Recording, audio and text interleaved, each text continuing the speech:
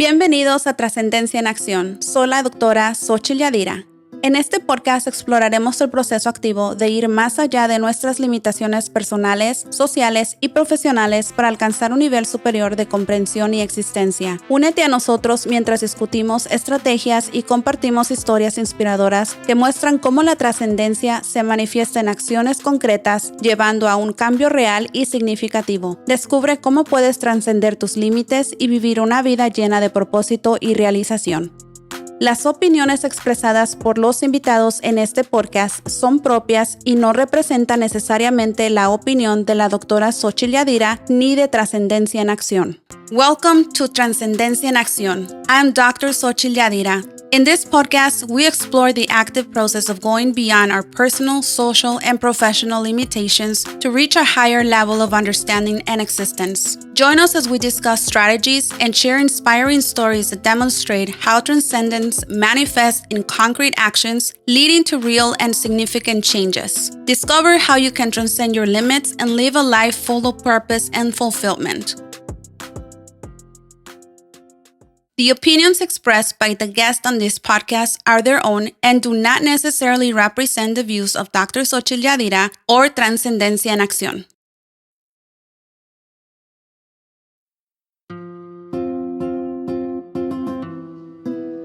Hola, hola. Welcome to this live episode of Trascendencia en Acción. We are here to celebrate actually our 25th episode. And it is an honor to do it amongst friends and family and community in a space that's not just safe, but that is the family that I look up to. So thanks everyone for being here, and thanks to those that are listening and that will watch this episode as well online. So for today's episode, we are actually calling it the Celebration of Pride, and we're going to be talking about mental health and uplifting all of our LGBTQ plus community and families. Obviously, because we're celebrating Pride Month, and I have the honor of having with me a special guest, my good friend Laura. So praise yourselves, because we're going to go into some deep conversations. And so, Laura, thanks so much for being here. Oh, thank you so much for having me. It really is an honor. Thank you. So we're going to start with some really great statistics, and it's not a secret, and I've been very vocal about this. We are living a very delicate political climate that is, I think, of all the different impacts that it's having in not just the world or communities, particularly here in the U.S., the LGBTQ plus community is the most affected right now amongst our immigrants and all the other areas, right? I will not diminish that, but I do want to call awareness because just, since the new mandate started and everything at the beginning of the year, there is a record of anti-LGBTQ plus legislations of over 700 anti-LGBTQ bills that were introduced across the U.S. And of course, these are targeting healthcare, education, and expression. This is a terrific number, and this is something why we're doing this. So with that, I'm going to start with, tell us a little bit about you. Where are you from originally? And then we'll dive into your story. Okay. I am a born and raised Wisconsinite. I was born in the western suburbs and moved into the city as soon as possible, as soon as I could. I love the city.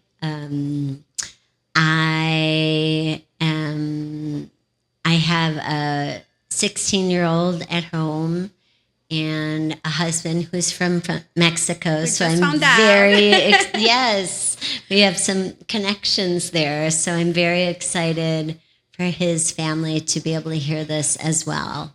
Awesome. And just quick disclaimer, right? We talked about this, but those that might be driving and that might not know this, we do post these episodes on YouTube. And I'm a woman in tech. We are a woman in tech. So we would be remiss not to say leverage technology, go into YouTube and use the closed captions because you can translate them into Spanish. So awesome. So obviously we're going to dive into this journey and talking and getting into the vulnerable. Tell us a little bit about what that has been for you in the space of mental health, and then coming and belonging and realizing I am part of the LGBTQ plus community.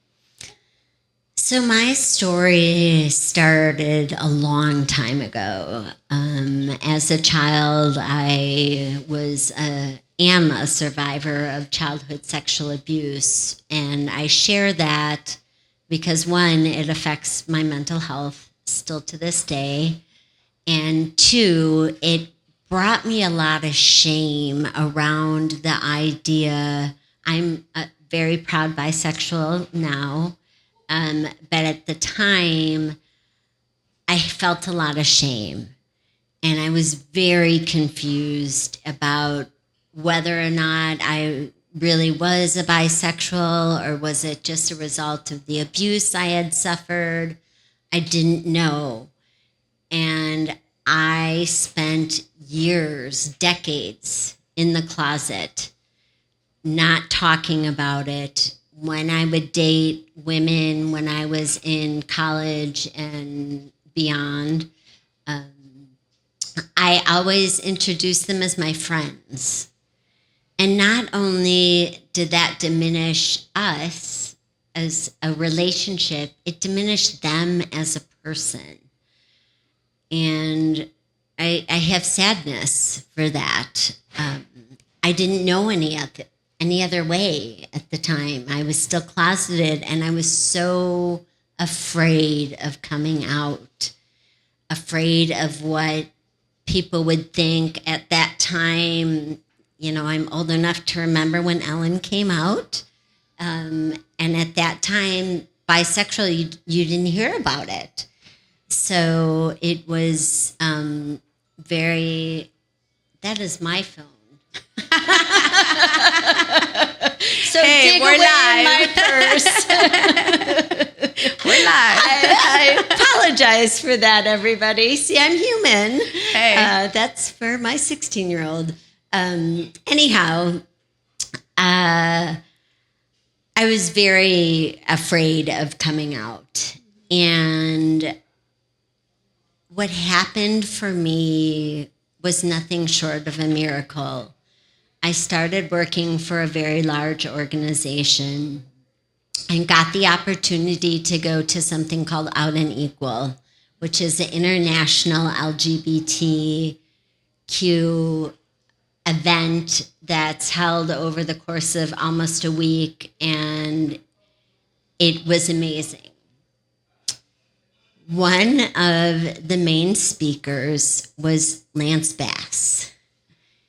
And Lance spoke about the pain and trauma that they went through having to be closeted in a boy band and what that was like for him. And he urged people to come out. And I sat and I just bawled. I felt it in my heart. It was time. I couldn't do it anymore. I had gotten to the place where I hated myself for the lies that I was telling myself and for being in the closet.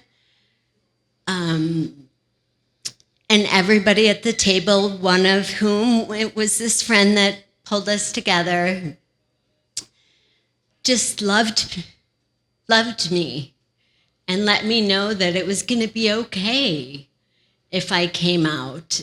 And so I decided to start with my father. Probably not the best decision I've ever made. And before we dive into that, because I know that's like going to take us, skyrocket into so much more. As you're recognizing and you're listening, right? Like you were battling and it was battling inside, all these feelings and those emotions.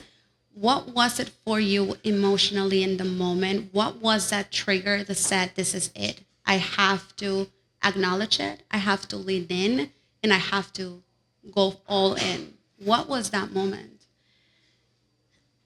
Well, it was Lance speaking about coming out and how important it is to come out and be our authentic selves. And I just never thought I could. I never believed that the world would accept me if I came out. So the feelings inside were both ecstatic that maybe, just maybe, I could be myself out in the community and not have to hide it. And, oh my gosh, can I really do this? This is really scary. What if the world doesn't accept me? You know, what if I lose my job? You know, all of these fears running through me, while I also had the excitement about the possibility of being free. And what I'm hearing, right, and this is why I want to emphasize is, and we've talked a lot about this, right, specifically, and we'll dive a little bit more into like the mental health aspect, is how many times we go through life and we don't stop and think about, who am I? What do I want? Am I sitting in the feelings that I need to be sitting right now? And we go through life seeking validation, but we don't ask validation for what? What is it that I'm asking permission for? What am I trying to uncover? And so I want to go back to that moment, right? Because for you, what you're explaining right now, it was almost the permission that you were given to be yourself and be authentic, and how hard that is when the world you know as is against you. And I can share, right, like, and I've been vocal about this in my research. When I was interviewing a lot of the parents, so my study was on parenting transgender children and their well-being. Out of the 10 families that I interviewed that their children went through this, the number one question as adults, as parents they had is, do I validate my child's, authenticity and their identity?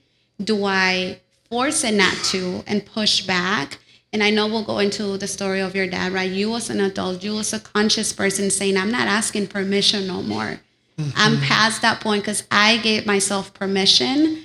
That is that's what I call a transcendent moment, because you know something has ignited on you that cannot be turned off anymore. So take us back to the moment when you decide, I'm going to go all in. It's time to take the next step. And you start with the person that you knew deep down that you shouldn't go down rabbit hole, but you did, right? So how was that experience with your dad? So my dad didn't understand why I was getting involved in the Pride ERG and why I would want to go to the conference in the first place. And so I called him and said, Dad, there's something I need to tell you. And he said, what's that? And I said, I'm a bisexual. And he said, don't tell anyone.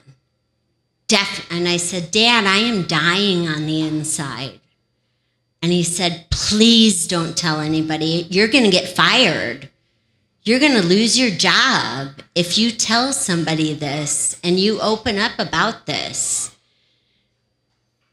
And coming from somebody who you want to get support and love from, compared to, well, we'll move, we'll talk briefly later on about my own child's journey in the community.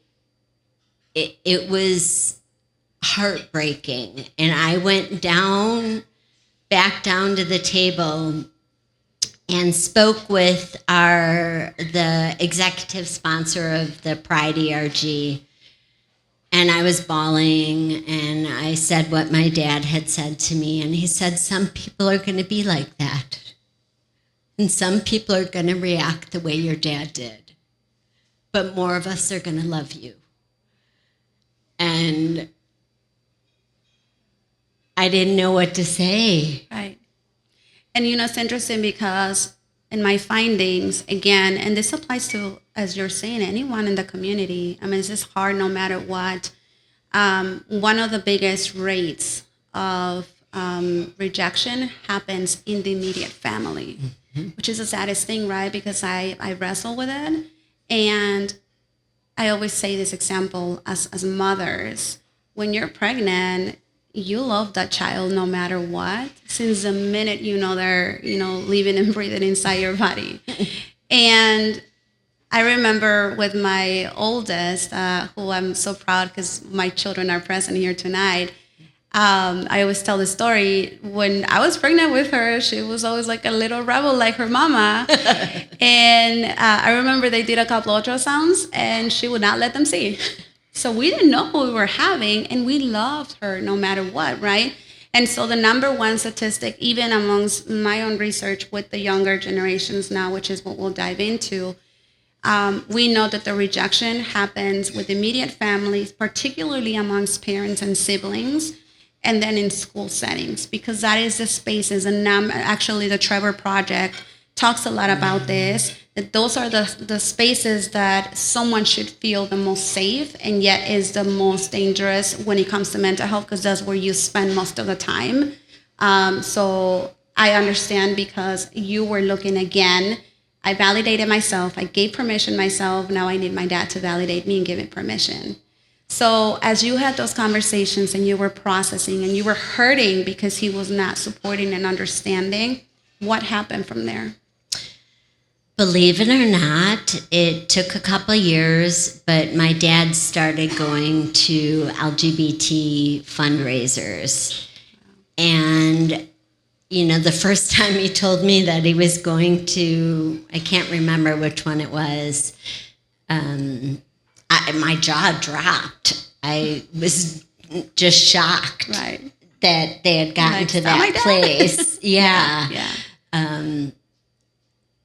Would he prefer that I be straight and normal and not tattooed and all of that? Yes, absolutely. He would prefer that. But he has come to realize that that's not who I am. Right. And so I go to his house and I show my tattoos, and, I don't hide who I am. I make it very well known who I am. Yeah.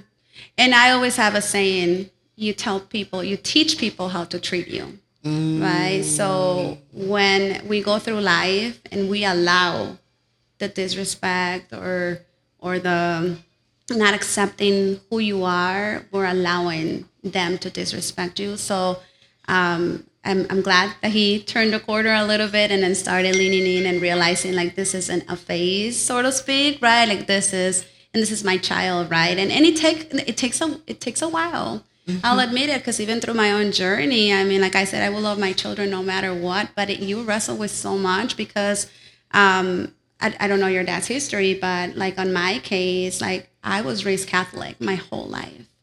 I was raised under the assumptions that, right, like you should dress your children based on gender roles, and girls should be playing with dolls and boys should be. And at first I laughed because I was a total tomboy. Like I was always climbing trees, playing canicas, playing with colors, like, right? I was always like that. So to me it was like, it's normal, Mm-hmm. But it's really hard to turn the corner and accept, like, oh shoot, this isn't a phase. This is a real identity that you're going through. This is who you truly are, and then embracing it. After you went through this with your dad, who were the next immediate people in your circle that you started opening up about? A few days after Out and Equal was National Coming Out Day, and I ripped the Band-Aid off, and I came out on all the social media sites. Wow. I think back then we had Yammer where I was working, and I came out there everywhere I possibly could. Mm-hmm. I let people know. Instead of just slowly doing it, I just was like, I'm here, I'm queer, I'm proud to be me. And that's how I've lived my life since then. And the people that knew me before and saw my sadness and shame that I felt, and then saw me afterwards, were absolutely astonished and have told me how much, again, this friend, how much I have changed over the last 10 years of being out. And I'm glad you're touching on that point, because one of the things about identity that I would love everyone to understand is identity isn't about the gender, isn't about, whether you identify one sex or the other, or non-binary. Identity is at the core of who you are, the values that you bring, what represents you, everything that makes you you. This authenticity that you're talking about. What happens with identity, when you acknowledge identity, you give yourself not just permission to be authentically who you are 100% at every single level. It creates this confidence.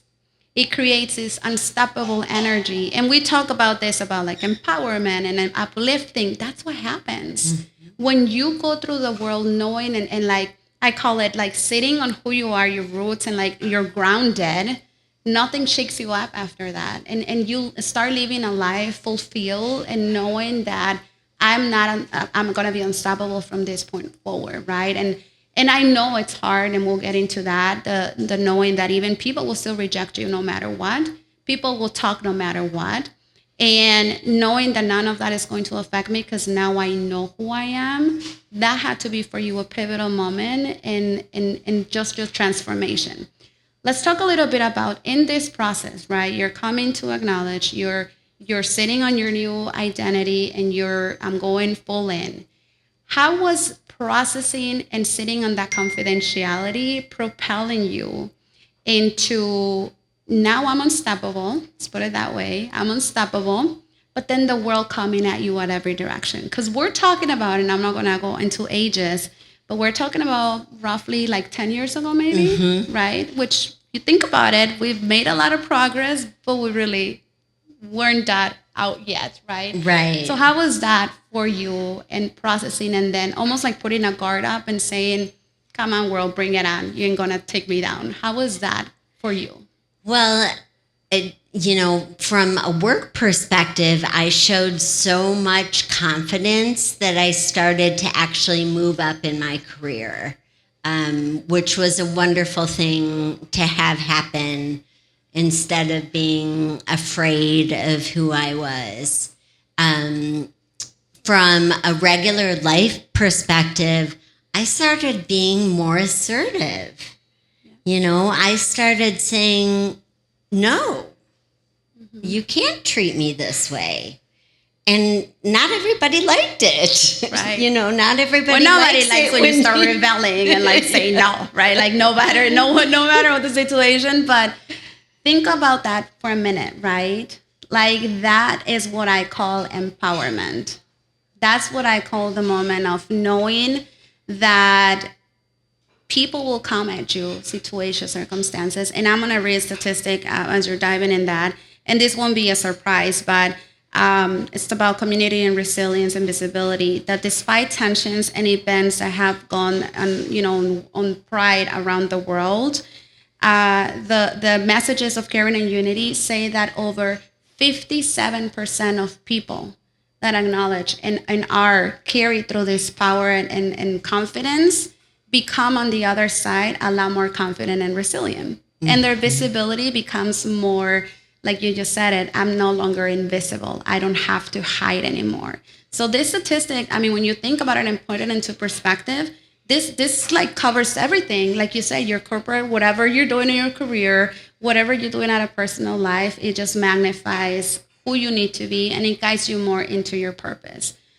So let's pivot a little bit about that. So we all know that corporate right now is taking a big step back, in all of the U.S. We've seen it on the news. We know that this statistic is very high. A lot of, DI initiatives are being pulled back and defunded. I know that you played a very pivotal role in the organization on establishing not just the ERG, but you were leading it. Reflecting on that journey and what you're seeing right now, what would you say that, and part of why I'm asking is because I kept saying they can try, they ain't gonna hold us back, right? Like we're out and out. So as much as they try to push, they can't take this back anymore. But now that you reflect and see everything, what was that journey and the impact that you had at work, and how did you start getting into bringing more awareness and work within the Pride ERG? Well, I got involved right away with the Pride ERG at work. I think I started as a program, I can't remember what they called it, program director or something like that.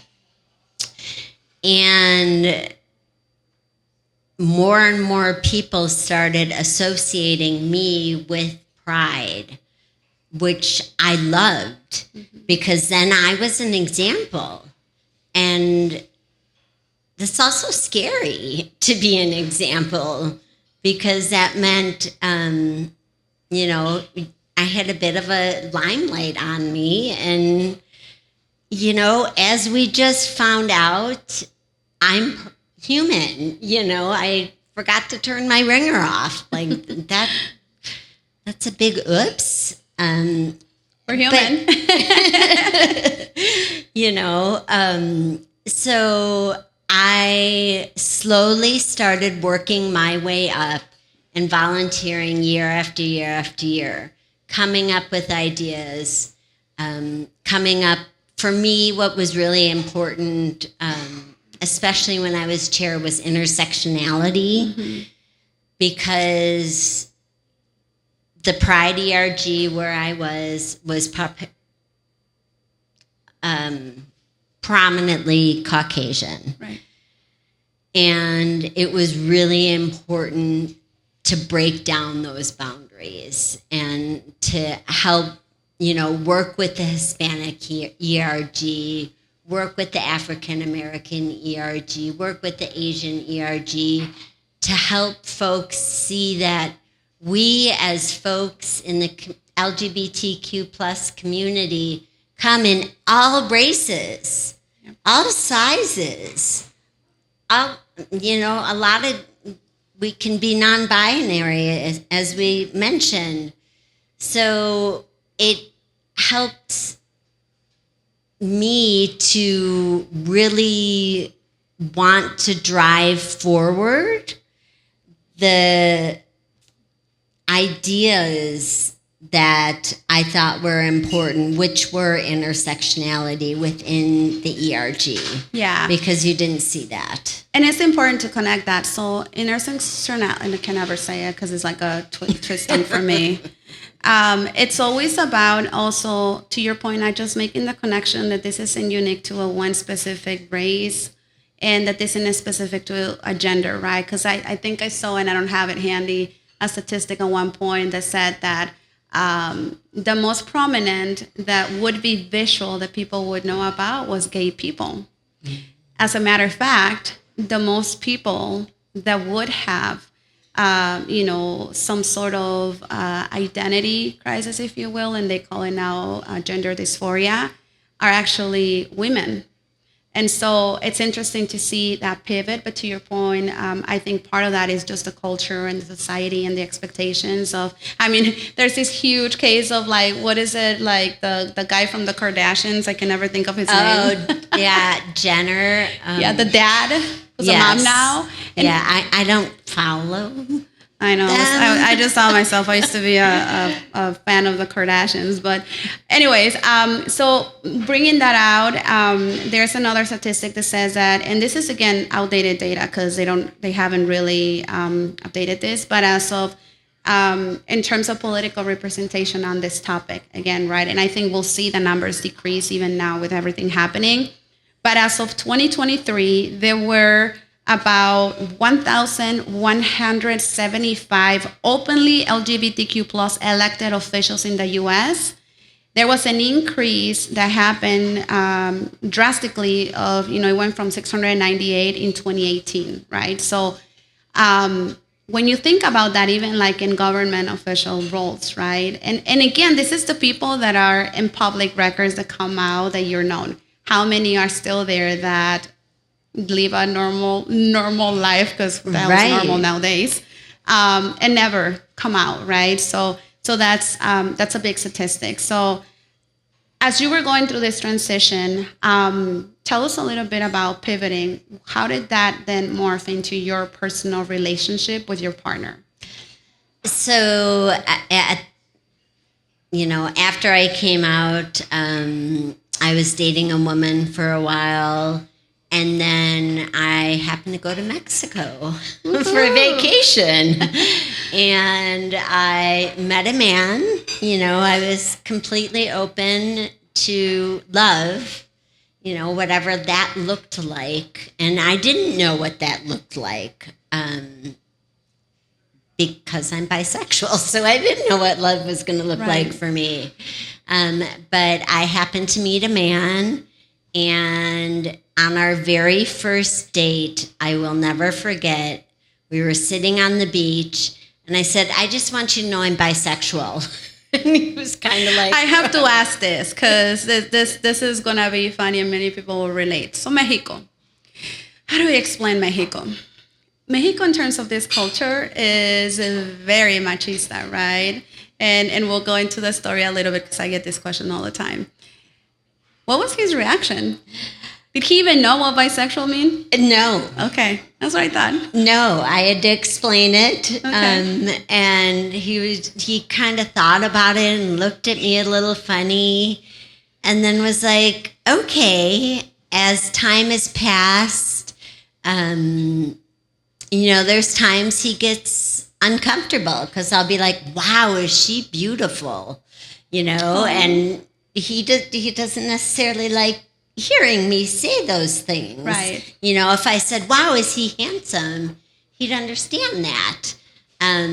But I'm not shy, and I'll go up to somebody and say like, oh, wow, you have really pretty curls, or, whatever the case may be. Yeah. So, we're still on that journey together, So how long ago was that?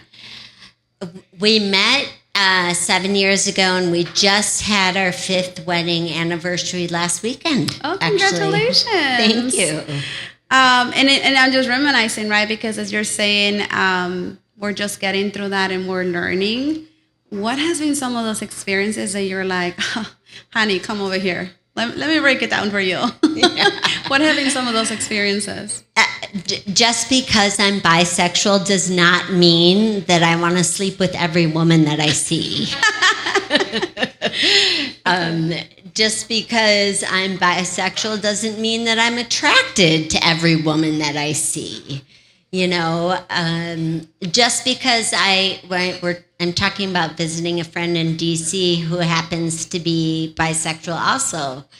And I said, just because she's bisexual doesn't mean that together we're going to be, a partner. Right.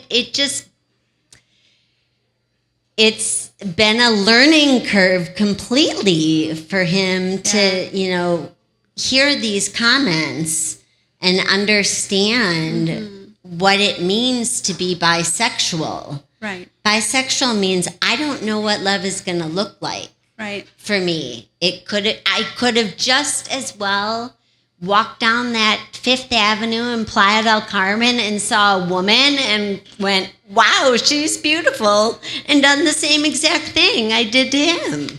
It just happened to be that he was a man. And I want to emphasize what you just said.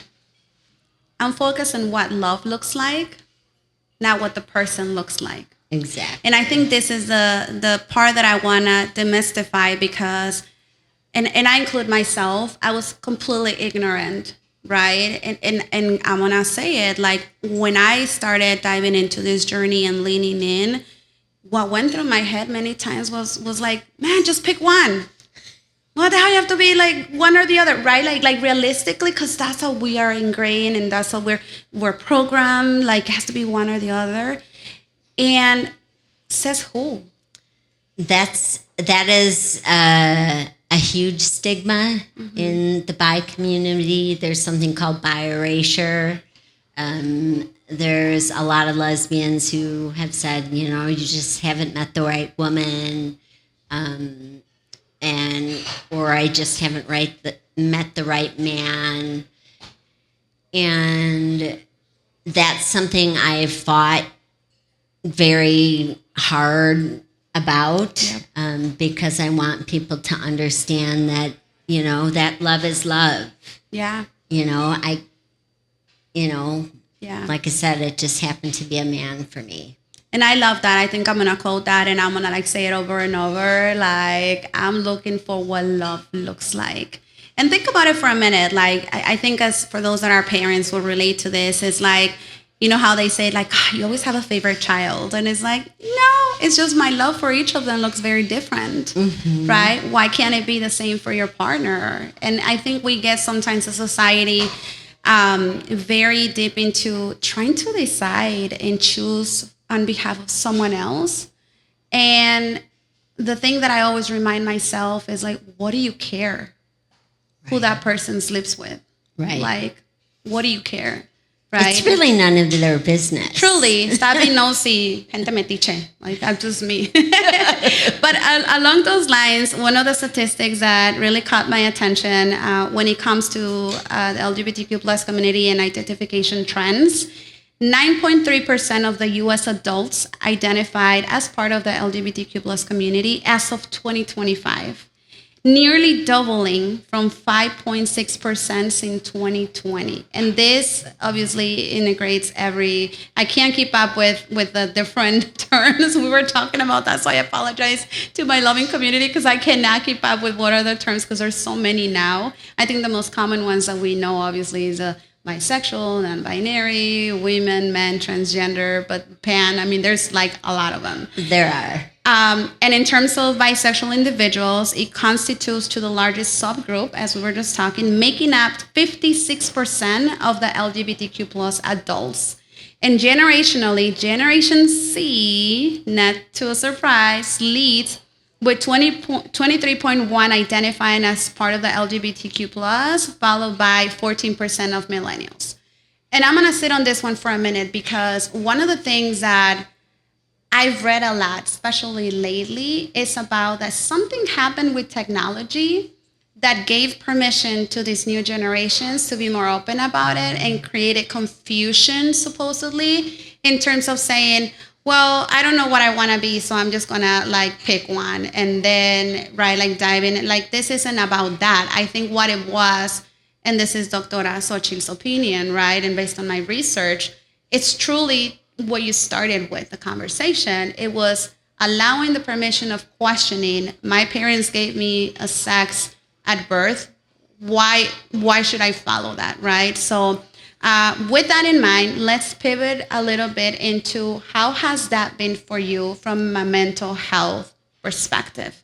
Talk to us a little bit about the effects that had from your childhood, some of the mental health things that you were carrying, whether it was traumas or biases or beliefs that were ingrained, and then going through this journey up until the point where you became the leader of this same topic.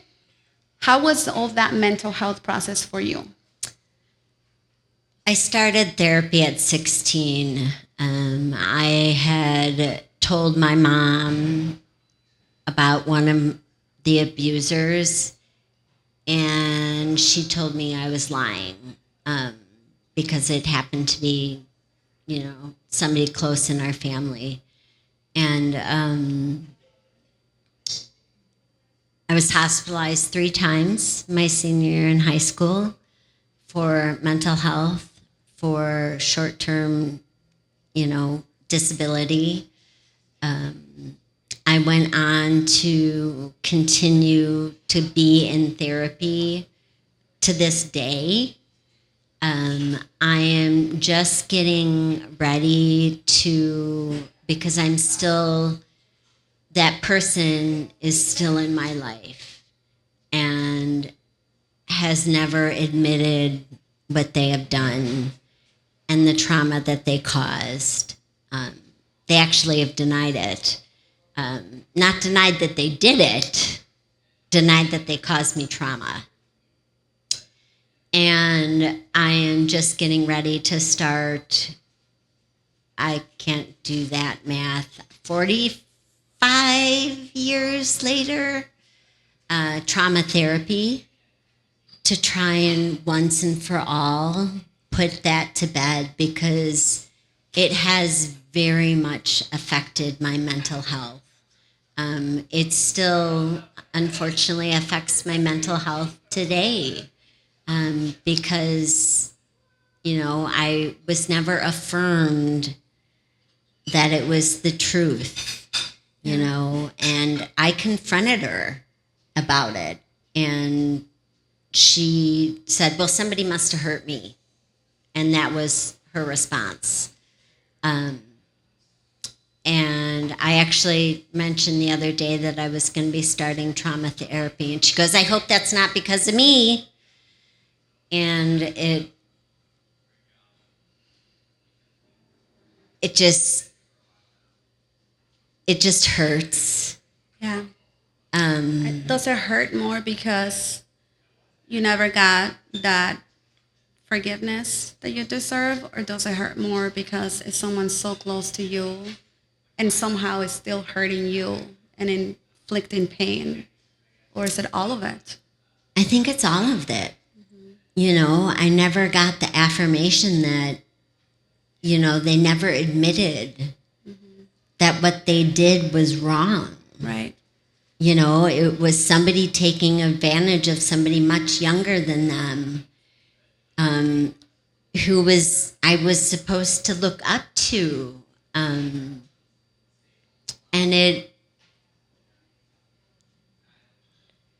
I think it's all of us. It did. Yeah. It did. And I have forgiven all of the other people that abused me as a child. All of them have been forgiven except for this one, because this one just won't admit it. Wow. Thank you for sharing that. I know it's so vulnerable and it's open. And this is where I want to go back to the mental health. 66% of LGBTQ plus youth reported experiencing recent symptoms of anxiety and 53% of depression.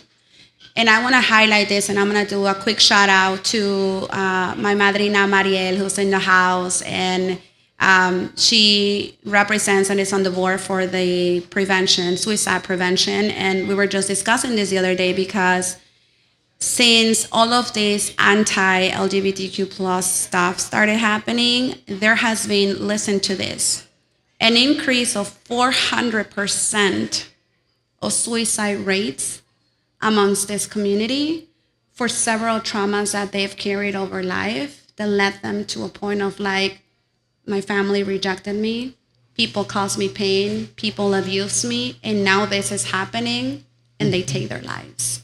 400% increase. When you think about those things, and then the fact that you're acknowledging, maybe I will never get the forgiveness or the pardon from this person to me, and allowing that I have to do something for myself. I give you huge kudos for that, because that's not an easy task to do, and it's important for people to understand that. So thanks for doing that, and I really hope that one day you find the healing needed, because you're an extraordinary person, and we've talked about this a little bit. There's so much in you and the story you're telling for people to know about. And this will open up for other people to also realize and open up about it as well, especially now with everything happening. Yes, that is my hope and my prayer. That is part of why I'm here today telling my story, is none of us are alone. Everybody in this room either knows somebody or has heard about somebody.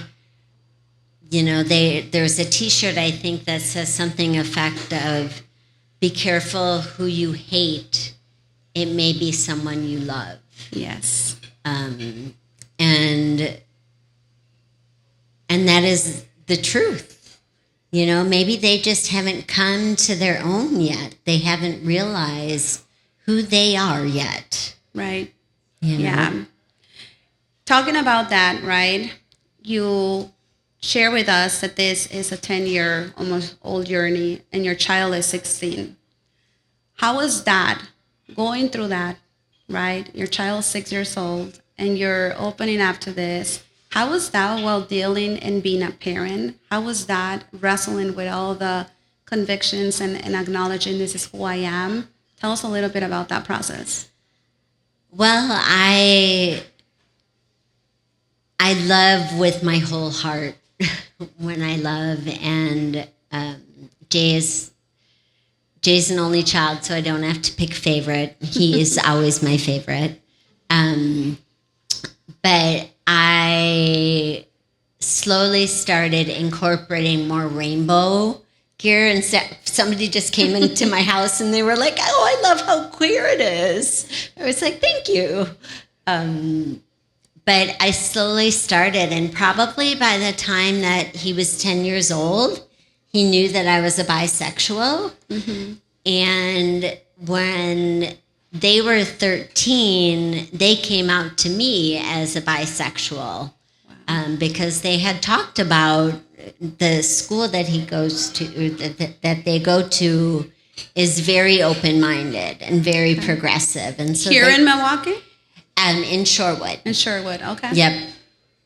So it was really amazing for us to be able to have that shared bond and be able to talk about it, and for them to be like, oh, I'm dating this, it's all online nowadays. I don't understand, but it is the way it is. I'm dating so-and-so, Angela. And then, a month later, oh, now I'm dating Matt. And I'm like, okay, let's just go with this. Who's this flavor this month, Yeah.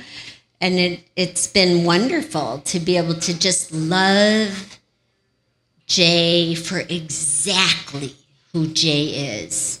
And I've said many times, like, please tell me if I say something that hurts you, or I say something that's wrong and that offends you.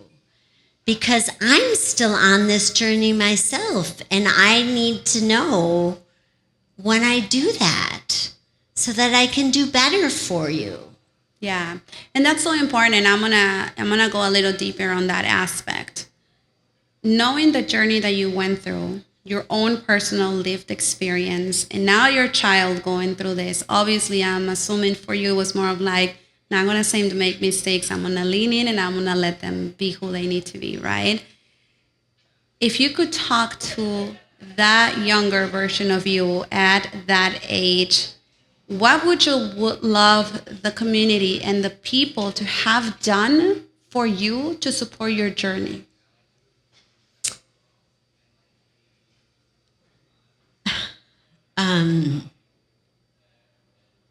Believed me. The first time I attempted suicide, I was 8 years old. And even after that, my parents didn't believe me.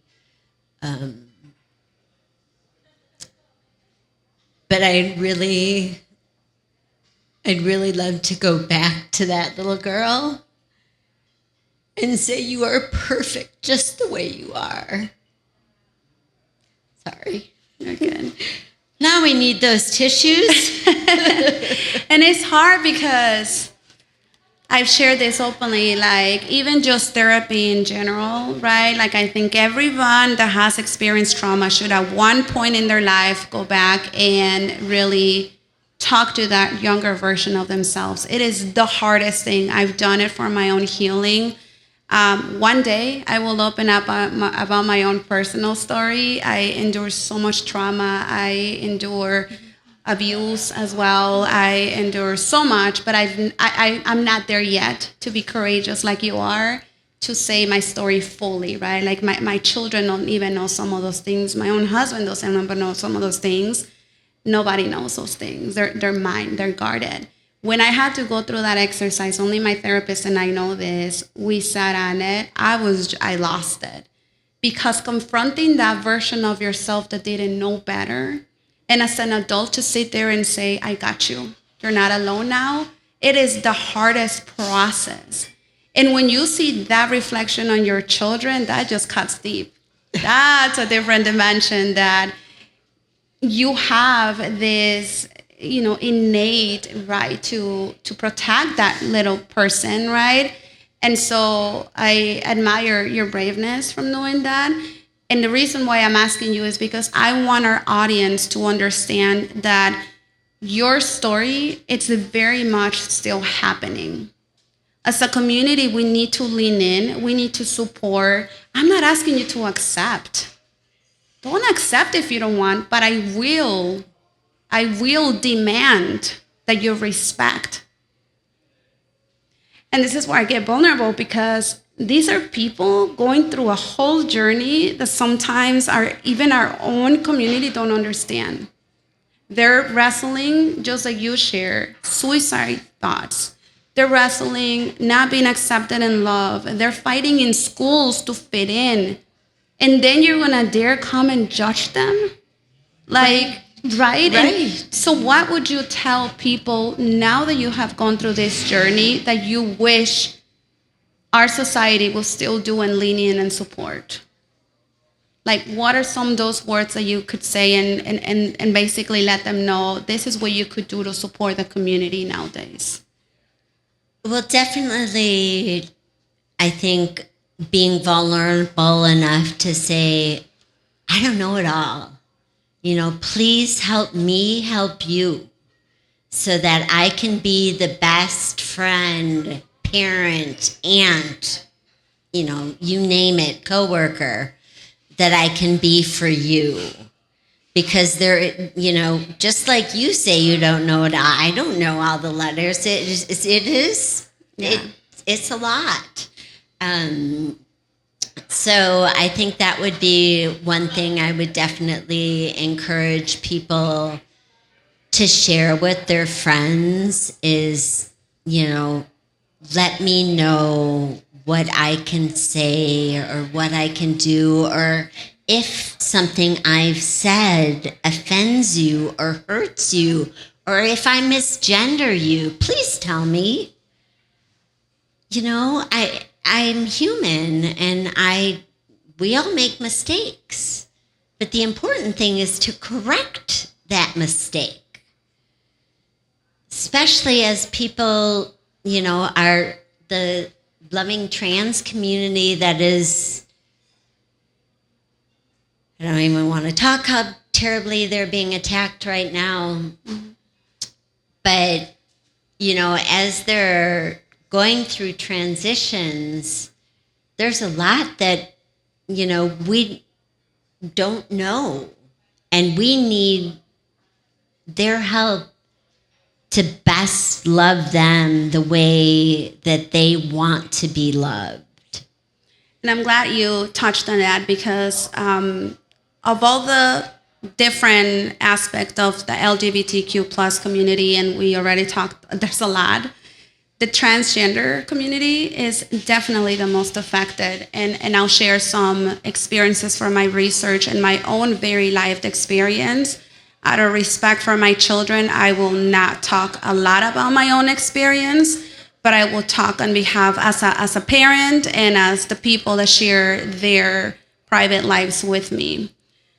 A lot of the children and the families that are going through this transition, and in my research encompass people with children that were anywhere from ages 5 to 18. The experiences that they go through from a medical care standpoint, let's just start with that, okay? You're talking about physical changes, and just picture for a minute yourself, whatever gender you identify as, and you don't sit in with your own body. And I always give this example. As women, we are just experts at sometimes I don't like my legs, I don't like my hips, I don't like whatever. Right? Like we already wrestle with those things. Now imagine being in a body that you don't like, that you don't want to be, that you don't associate anything about it, right? And then you start seeking medical care, and every restriction goes against you because everything in the healthcare system right now is being pivoted. I'm living it right now. I'm fighting with insurances. I'm fighting with doctors. I'm fighting with politics. I'm fighting with so much because when you talk about affirming care, that's exactly what it means. It means that they are being literally prohibited from seeking alternatives to be able to be who they want to be. Who they are. Right. So that's number one. Then you have to add the mental health aspect, because now what you're doing is you're creating depression. Now you're creating anxiety. Now you're creating unacceptance. Most of the children that this family share my experiences was the fact that they talking to schools. The schools will say we love and we accept and we will support them, and then they will turn their backs and every single policy was against them.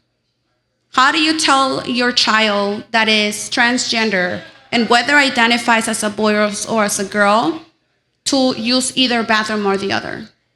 Like, just wrestle with that. Right. And then you have the families that don't understand, that don't lean in, that don't even want to change the name pronunciations. In my own journey, I've had to part ways because I tend to be very, very patient and very understanding. And I will give you a chance once. I will give you a chance twice. I will give you a chance maybe 3 times. But I've already told you my child's name is so-and-so, and they identify as so-and-so. You're making a conscious decision, and this is mostly adults that make that decision, whether it's because you decide to be a victim of your own ignorance or because you refuse to accept it because of whatever beliefs. But that's my child, and I will take them away no matter what.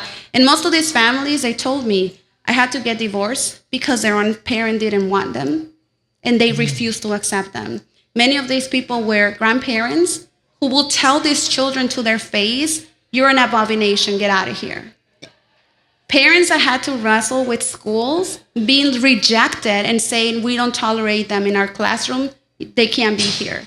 Right. Just imagine that. And we're talking about all this affirming care and everything that's happening in society.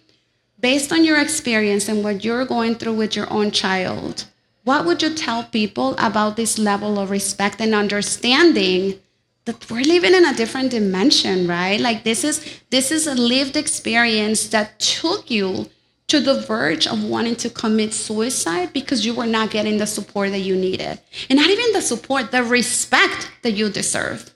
What would you tell people now? I think, again, the one mistake, the two, like you misgender once, twice, but then pay attention, to what my child wants. Listening to what our child tells us is the truth for them. Much like someone can't say, "Laura, you're straight." Right. I can't say to my child who's in the process of transitioning, "Jay, you are this or that." Jay right now is non-binary and wants to transition, and the medical community will not provide the hormones that they need and the estrogen that they need in order to start some of the changes in their body that they want to see. They have a lot of body dysphoria. I would say listen to your child. They know themselves the best. Just like we ourselves know, each one of us in this room knows ourselves the best. Yeah. And one of the things that is a constant, and I'm so glad that you brought it and put it in that context on my research, every single parent literally said, what I came to realize is that I was trying to prevent a story that wasn't mine to tell. It was my child's story. It wasn't my decision or choice even. It was my child's journey. And the minute I started leaning in as a parent, I understood it.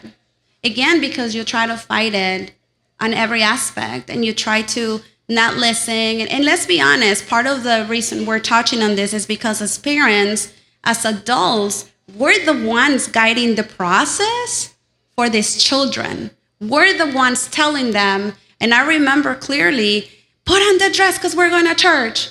Or put on, like this little in your hair because we're going to a party. Or the boys, you should be tucking in your shirt. And right, like we go through these societal norms because that's how we were raised. We didn't know better. Right. But now we know better. Right, and when we know better, we do better. Exactly. And our children can help us learn that. I think the key that you're saying here, we need to honor them, we need to respect them, and we need to listen in and get this bias out of the way that I'm the adult and therefore what I say goes, right? And I'm holding this book for anyone that is interested. It's called The Gender Identity Workbook for Kids. And this has been a lifesaver because this isn't about teaching your child to choose one way or another. What this book is literally a guide for children that might be potentially exploring or confused or for any reason questioning. And listen to what I'm going to tell you. Every single parent that I interviewed said it started with a question. It started with a, what if I did this? It started with a confusion. It started with, I don't want to play with this toy, I want to play with this other toy. And not paying attention to those clues, right? I can tell you personally, in my story, it was exactly that. I don't want to play with this toy, I want to play with this other one. I don't want to wear that, I want to wear this. I don't want to say that, I want to do this, right? I don't want to go with this group, and it was like slowly, it was like, oh. And then I started reflecting as young as 3 years old. Listen to this. Statistically, every child, as long as as young as 2-3 years old, they know their identity. This is scientifically proven. So when your child at 3, 4, 5 years old comes out and says, I don't like that, listen.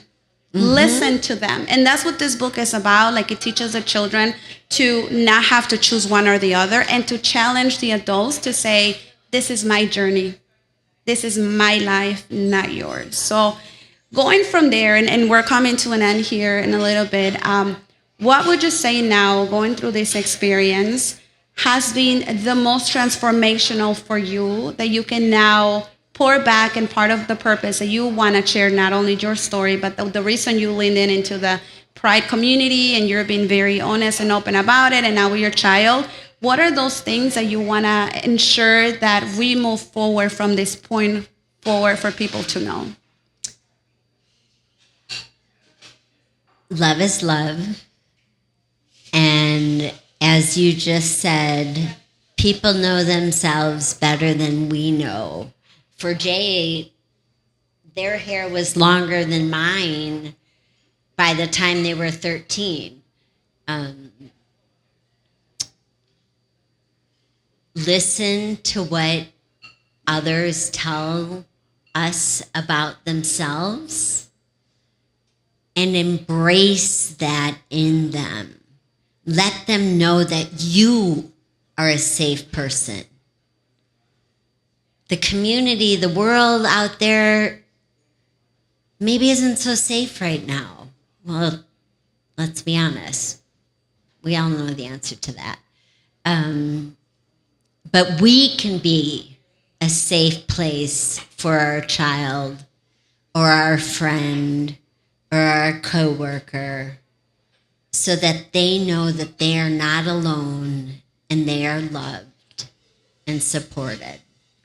And that's so important because one of the things that I'll have you think about as society, and I've always said this, is very different when you say you support and you lean, but you don't show it. And showing it means as leaders in our community, as people, I'm always wearing, whether it's a bracelet with the bright colors or whether it's something that says I'm a safe person. I literally sometimes wear pins that say I am a safe person because we go through this world and we don't know what people identify as. Let's be honest. I don't know about you guys, but I have so many friends that till this day, until they knew that this was a topic I was studying, I didn't know they identified as something different than what they look like, right? Because we go based on looks. And so it's important to open up that safe space, as you mentioned. The other aspect of it is really think about what that support looks like. Because oftentimes it's not even you going out loud and saying, oh yeah, I love you, I support you. It's literally just accepting, respecting, welcome them to their house, taking them to places that are safe for them as well. And then another aspect is as we go through our social life, Like, look for places and restaurants that you know will be a safe space for this community. And you can see here, even at Brisa Del Mar, there's a sign at the door that says everyone's welcome, and it's got the pride colors. You'll see flags everywhere. That is so important to understand, and also let communities and businesses know, especially like this is something I talk a lot in I do a lot of coaching and my friends in the Latino community, because we don't do these things very openly, right? If you have a business, if you have a market and you're doing like, put a flag. All you have to do is put something that signifies that you welcome people, right? That's all it is. So we're coming to an end here, Laura. I know this has been a lot. As you're thinking about this journey and you're exploring, I know you mentioned that you met your husband in Mexico. How has that experience now, you guys as a family, right? Your husband, obviously, and also you share a little bit of the sentiments of like, we're still dealing with it. And let's be honest, and I'll throw this out there. This isn't just because of which, are you going to have like something with someone else. Our Mexican guys, they're just jealous, period. So they're going to be jealous of a rock. But how, in all seriousness, how has that journey now been for you? Going back to Mexico, leaning into this, now with your husband and your child going through that experience. Now we know Mexico, depending who you talk to, can be open or not. What is that assimilation? And then how has that been for you and his side of the family, accepting you and your child completely? How's that been? They have actually been remarkable accepting me. My husband's daughter is a lesbian, and their mom does not accept them, but Diego's mom, her grandma, does accept her. And my other nephew is gay, and his boyfriend has come out to dinner with us a number of times. And Diego's brother and sister-in-law, they didn't blink. Mm-hmm. They knew from a young age that Dariel was. And so again, the universe interceding there. I've been very, very lucky to have fallen into a family that was open and accepting of who I am, and they've never changed it. I've got this, and 1 year in Mexico, it's hot. And so we all do crazy things when we travel, but this was needed. Yeah, like this I don't hide. I can't hide. When it's hot. And I have a lot of rainbow gear and earrings and great Converse rainbow tennis shoes and, rainbow purse and all of that. And I don't shy away. The first time I went, I was a little nervous about it, but since then I have not shied away.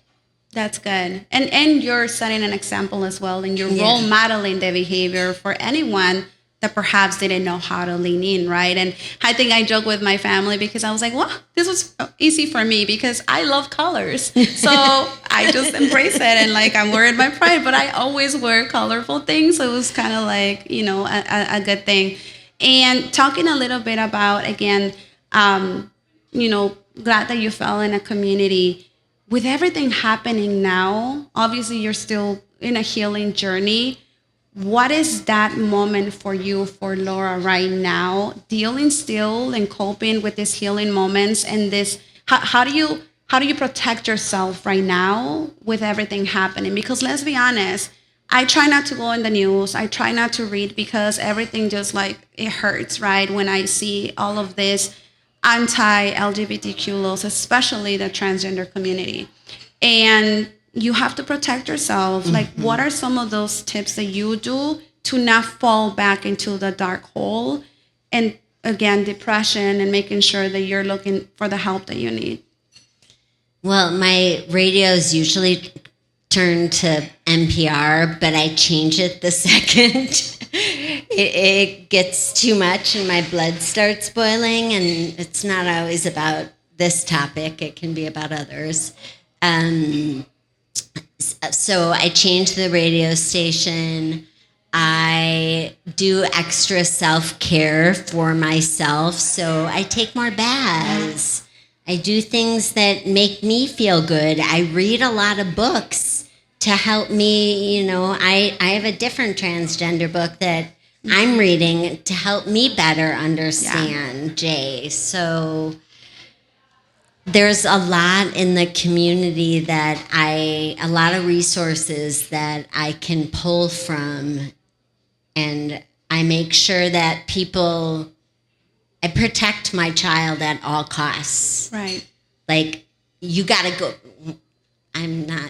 you can't see how short I am, but I'm like, you gotta go through me to get to Jay. Yeah, and I'm glad you mentioned that, because one of the books that really transformed the way I look at this whole journey is this book called Histories of Transgender Child. And again, when I was talking about this stigma that, generationally, we're open up Pandora's box. And as a matter of fact, I went through this journey where I was talking to a school faculty about my research and then about some of these things. And this was the time where they were putting in schools, literally it was like a gender playbook where they were going to be teaching children about how to respect and identify, friends that identified with whatever genders they identified. And I asked the teacher, which classrooms has this made it to? How much do children know? How much do you talk about this? And the answer was like, we don't. We just have it because we got it from whatever district, and we don't want to instill this behavior. And I remember I was like, I always say, the hood side of me wanted to grab the book and just smack it. But the rational, professional side of me, I was like, okay. I said, so how can you tell me that my child is in a safe place when you're not even willing to educate others on this? So this stigma breaks that down when it talks about the generational thing isn't the problem. It's adults in society right now, we refuse to see it for what it is and lean in and support. Listen, like you said.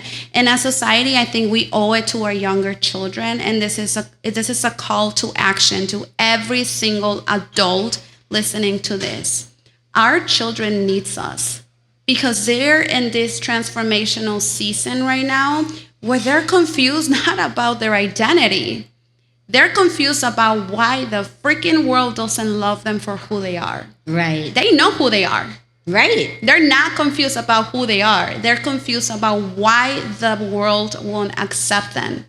Why will my community not support me? Why will society be fighting and laws and regulations tell me that I cannot get the care that I need?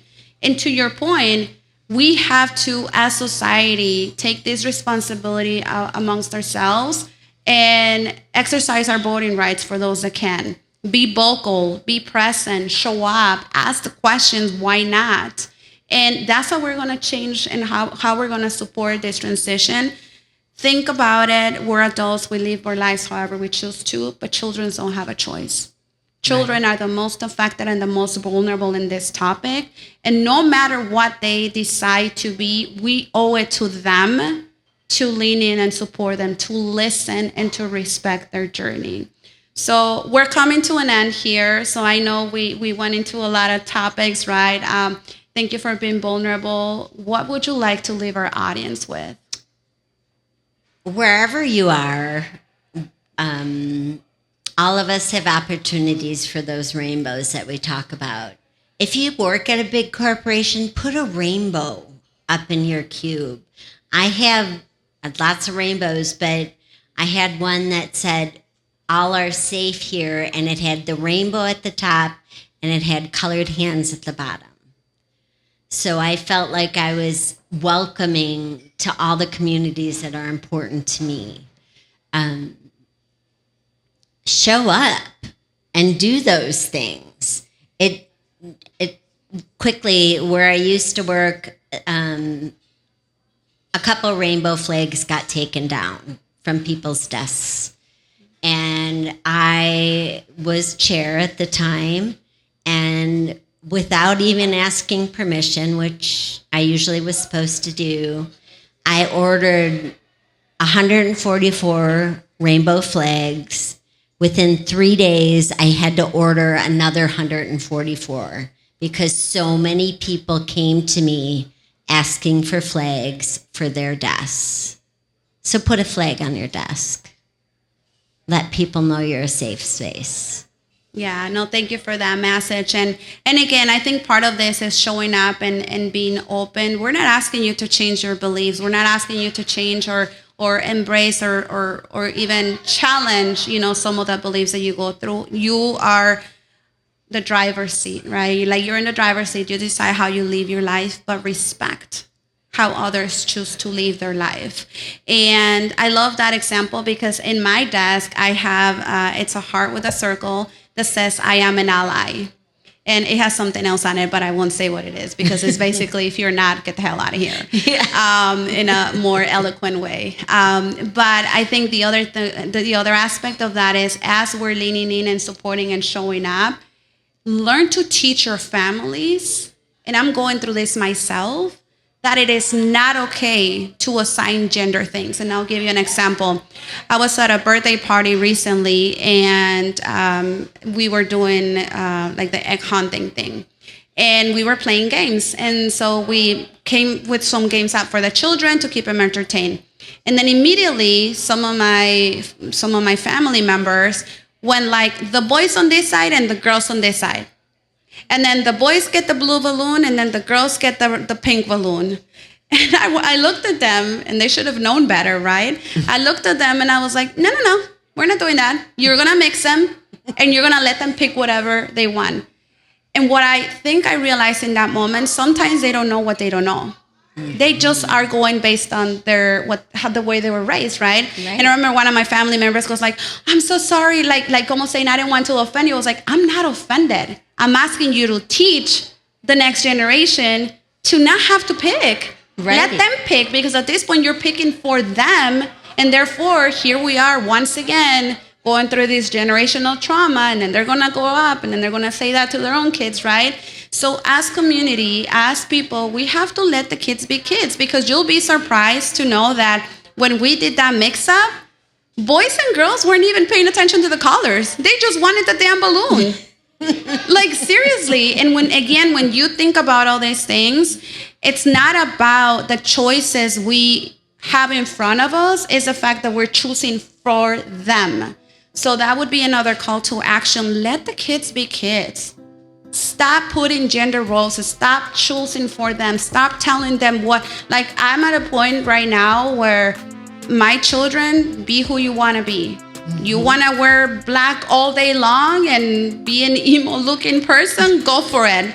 I'm behind you. You want to be a damn molcajete like your mother and hang up all the collars? Go for it, right? And I think we need to start normalizing those behaviors as society, as parents, as community, in the places that we work and leaning in. So thank you again, Laura, for this thoughtful conversation. Thank you so much for your vulnerability, for being brave, for standing for that community. And I know that the journey with your child is starting, but he's already ahead of the game, having a tremendous mother like you that has not just lived the same experience, but that loves them for who they are. So thank you so much for this. Stay tuned for more details on the upcoming episodes. Obviously, we're in Pride Month. There's a lot of celebrations happening. We have Pride parades. We have the Pride festivals. We have so many things. Show up and support for all the people that like Laura that have lived this journey and are a testament to the importance of supporting. So thank you again for being here. Oh, thank you. It's been an honor. All right. Thank you. Well, I'll see you in the next episode. Thank you so much again for staying with us. And again, lean in, support, and remember, love is love. Thank you. We'll see you next time.